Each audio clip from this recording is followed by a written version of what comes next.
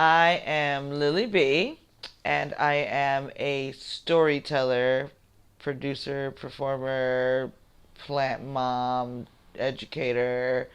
I'm a lot of things to a lot of people, but for the most part, I'm Lily B, and I just am.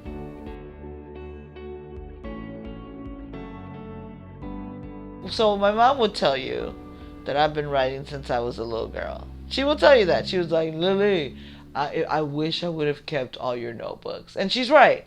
I wrote all the time because while we were very progressive, my you're still in a Catholic household, so you speak when you're spoken to. If you wanted to say something, you'd be like, okay, I'm going to go say it in my notebook then, right? And you create these conversations in your notebook that, oh, I wish I could have said this to my grandma. I wish I could have said this to my mom.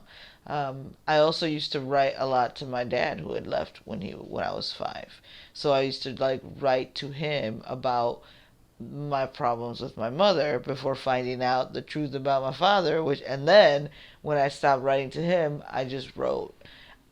But it's not what the world would make you think is professional writing. When I look at artist residencies and when I look at the recipients of fellowships and I look at who gets accepted to be considered a writer, it ain't me.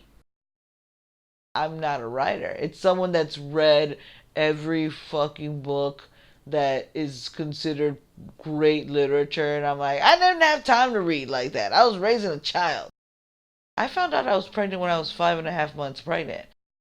I throw up 2 dozen tamales one day after Easter, and that was my pregnancy test. That was like me being like, look, never in my Mexican life have I thrown up a tamal ever.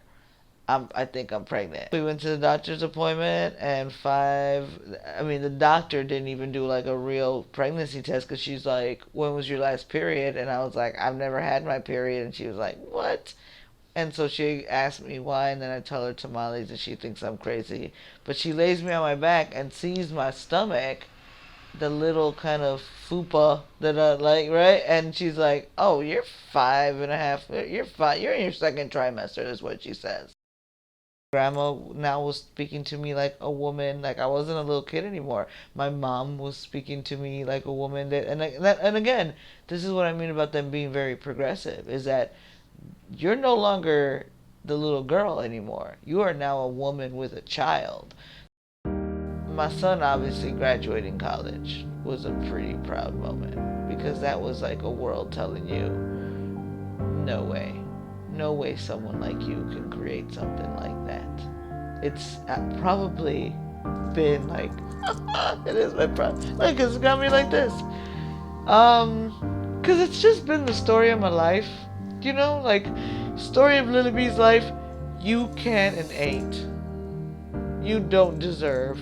I mean, even till now, even into like my 40s, this passive aggressive way people will tell me, no way you can write a one woman show without a script. And I did a whole one woman show without a script.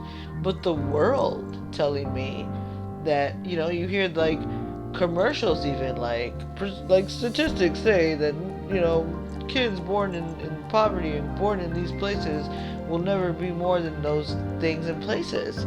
So Xavier, my son, graduating college was a hella proud moment. This is a so this board just kind of happened in that it's a bunch of reminders. It's just like reminders. I wouldn't even say inspiration because I've done this. This is a check I received where the memo was for being the baddest bitch in the game. This is a drawing that my son's grandpa did while I went for a job interview. I did not want to go on, but I needed it because I had to raise my son. And I was like, oh, here goes another telemarketing job. So they're all just gonna take a bath here. And this is like intimate, y'all getting to see, because don't nobody, because what people see on the internet of me is very opinion and kind of story based. And so this is the part that everyone's like, Lily's an extrovert, and I'm like, no, I would spend a whole day with these. And my little son's dog. I buy the ones that are not so healthy or pretty. It's almost kind of like that Lily is saving a life after saving her own life. It's kind of weird. That's my feeling, because I feel like I don't come from means, right? So getting into therapy wasn't as easy, and that's what plants do. Plants are good for people to just kind of sit with. They don't ask for much. They don't require much. It's just what they do require, which I think is really hard for people, because I hear people all the time say, "I have 2 plants, I kill them," and it's just like, then slow down and watch them and listen to them. Wow, I get a little choked up now. Workshops are my jam. More than storytelling, more than sharing my story. Workshops for me are my favorite thing to do. Teaching storytelling is one of my favorite things to do. Cause ain't nobody. Let me tell you this.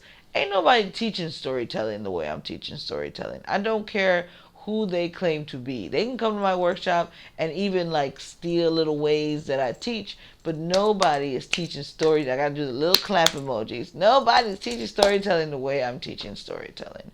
And I'm not even teaching. I'm letting you bring out these experiences that the world has told you don't fucking matter. Like, what did you do to show and be and actually be a part of this world?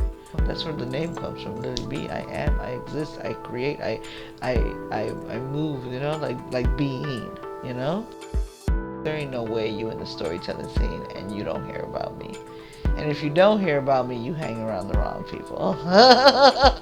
You hang around what people would say are your haters, and that's okay, because the word will get around. People will be like, "Oh, Lily B, you either lover or hater." And I'm okay with either. That's none of my business.